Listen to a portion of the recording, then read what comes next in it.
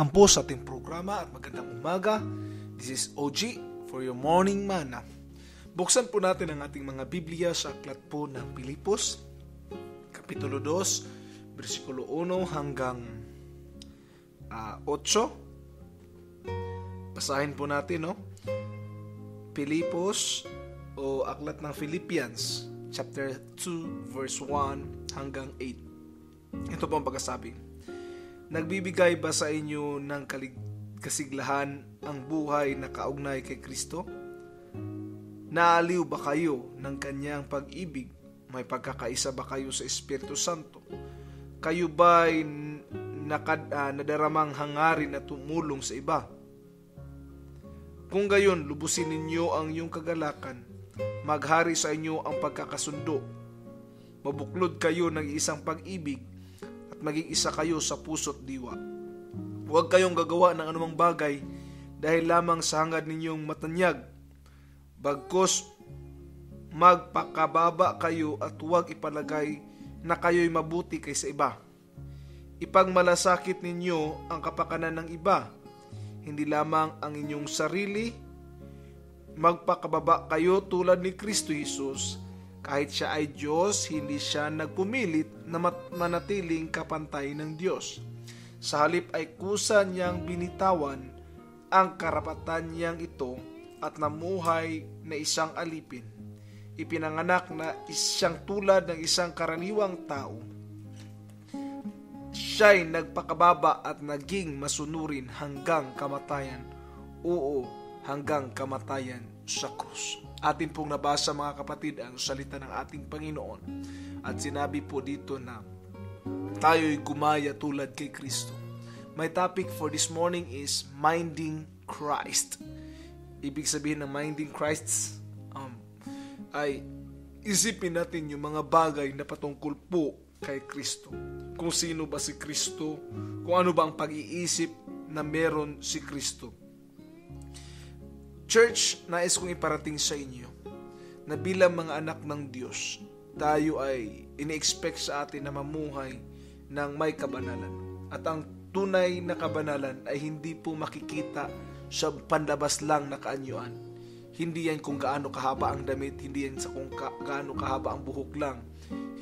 Kasi maraming mga tao na nakabasis pagdating sa kabanalan doon lamang sa mga panlabas na anyo.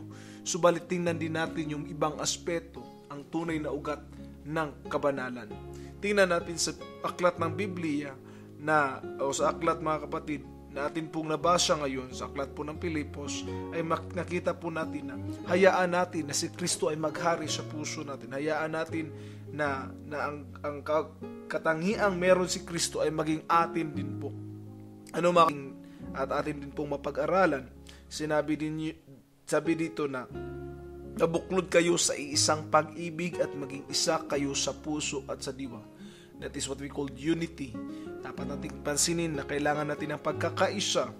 Sabi naman dito, huwag kayong gumawa ng bagay dahil lang sa ninyong matanyag. Bagkos magpakababa kayo. Yun naman ang tinatawag na humility. Minsan kasi marami mga taong gumagawa sa loob ng iglesia para maging tanyag at maging kilala at maging ma-recognize. Of course, hindi mali na i-recognize tayo, pero po kung ang ating paggawa ay dahil lang sa ma-recognize tayo, hindi na po siya naging tama. Ang ating pong paggawa ay dahil po sa gusto nating masunod ang kalooban ng Diyos sa mundong ibabaw. May mga bagay po na minsan kasi hindi na po naaayon, Minsan maraming mga tao pag hindi ma-recognize, ayaw nang tumungtong sa pulpito kasi hindi ako na-recognize. Ayaw ko nang magsimba kasi hindi naman ako nabigyan ng certificate, o ayaw ko nang magpuri sa bayan kasi hindi naman ako napapansin ni sister o ni pastor. Alam niyo po, taktika ng diablo yan para magkasira-sira ang iglesia. Hindi po yan taktika ng Panginoon. Hindi po yan magandang ugali.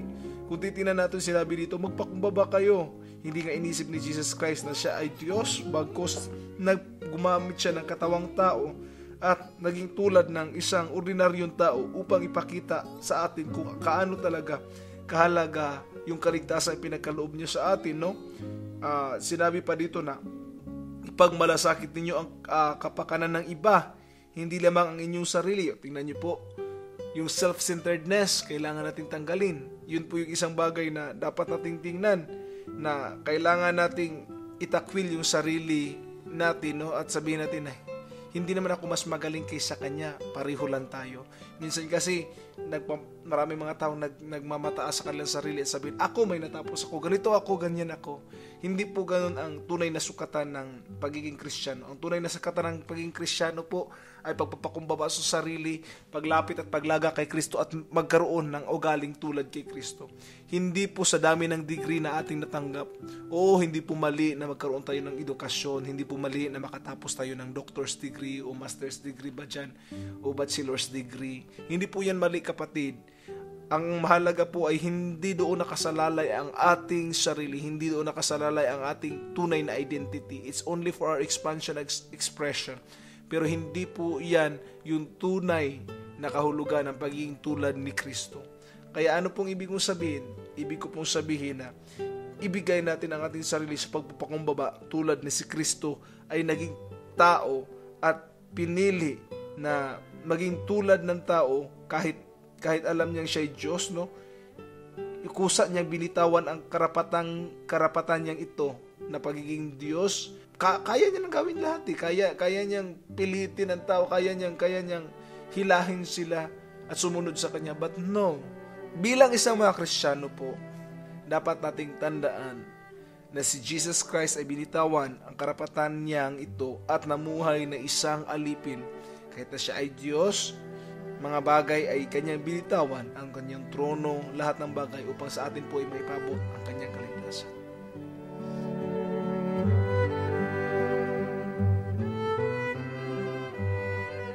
Minsan pa pong nagbabalik ang inyong lingkod at pag-usapan po natin ilang biblical truth na akin pong nakuha dito.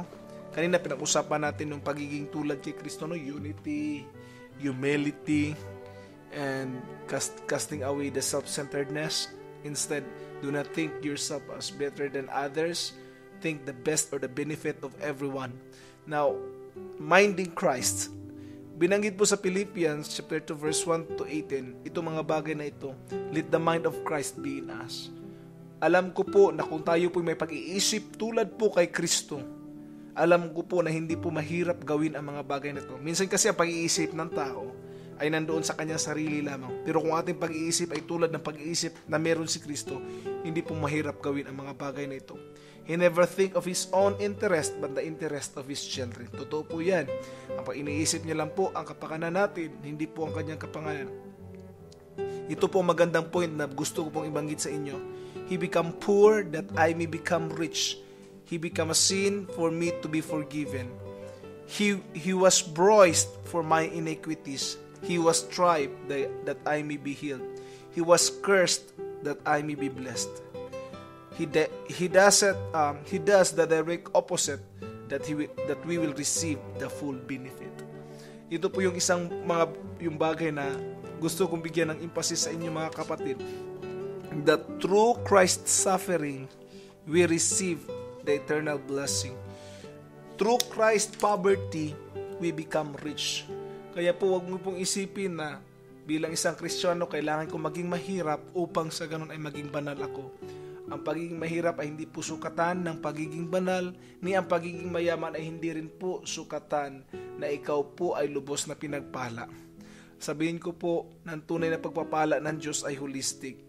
Ito po ay kaligtasan sa kaluluwa, ito po ay pagkaroon ng abundant life, fulfilled life, yung being healthy, yung pagiging reasonably prosperous. This is what I mean, an abundant life. This is what I mean, the blessings of God. Ang kagandahan po sa promise ng Panginoon, sinabi niya, He became poor that we become rich. He was bruised, He was striped that I may be healed. He was cursed that I may be blessed. Therefore, we have to do the same to our brethren. We have to do the best that we can to serve them. No? Find a way to serve the many. Because service to many will leads us to greatness. Give the people what they want, and you will receive whatever you want or everything you want. This is according to Zig Ziglar, na kung gawin natin o mag-serve tayo sa mga tao at bigay natin kung anong gusto nila, you will receive also whatever you want. Have faith. Mind Christ business. Isipin natin yung kaharian ng Diyos. Isipin natin yung business ng ating Lord. And I will tell you, the things that you desire, it's already there. It's already only waiting for our faith to move on. Bakit ang healing? Antayin pa ba natin? No, hindi mo na kailangan na antayin ang healing, kagalingan. Nandyan na ang kagalingan, binigay na ng Panginoon. Ang kailangan lang natin gawin is mananampalataya sa kagalingan ng Diyos. Ang deliverance, nandyan na po yan. Yung blessings, nandyan na po. Financial freedom, nandyan na po. Lahat po, nandyan na. Ang kailangan lang natin ay manampalataya. Minsan kasi sinasabi natin, may inaantay pa akong blessing. Hindi mo antayin yung blessing, nandyan na ang blessing. Tatanggapin mo na lang ang blessing. Ang kailangan natin is mananampalataya at gawin itong totoo sa buhay natin. I want to challenge you once again. Maaring ano man ang iniisip mo ngayon, pagpaparami mo na ba ng pera o pagtatrabaho, gusto kong isipin natin ngayon, what is Christ business? Minding Christ. Isipin natin muna kung ano ang gusto ni Jesus Christ sa buhay natin. Maraming salamat po at magandang umaga.